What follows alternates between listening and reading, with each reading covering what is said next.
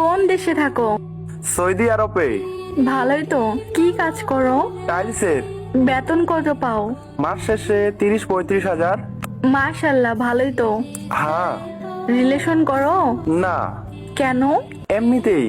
এমনিতেই কেন? হয়তো একজনকে কথা দিয়েছিলাম তাই। কাকে? কাকে তুমি সেটা ভালো করেই জানো। বাই, ভালো থাকো তোমার স্বামী সন্তানকে নিয়ে। বাই কেন? আমি কাজ করব। আচ্ছা ঠিক আছে, পরে মেসেজ দিও। না, কেন? আমি চাই না তুমি আমার সাথে কথা বলো। কেন বলবা তো? না, এটাই আমাদের শেষ কথা। আর কখনো আমাকে মেসেজ দিও না। ভালো থাকো। দোয়া করব সবসময় তুমি যেন তোমার স্বামী সন্তানকে নিয়ে ভালো থাকো। আল্লাহ হাফেজ। এমনটা করো না প্লিজ, আমি বুঝতে পারি নাই।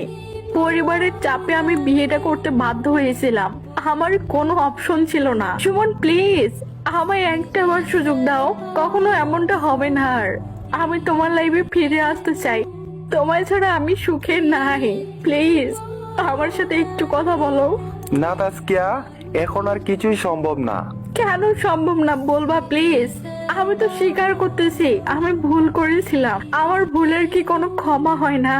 না, তুমি তো একটা বার আমাকে বলতে পারতে, কিন্তু না, তুমি সেটাও আমাকে বলনি।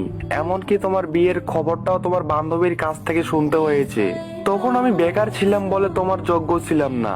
তাই তো একটা চাকরিজীবী ছেলে পেয়ে 2 বছরের ভালোবাসা 2 সেকেন্ডে ভুলে গিয়েছিলে।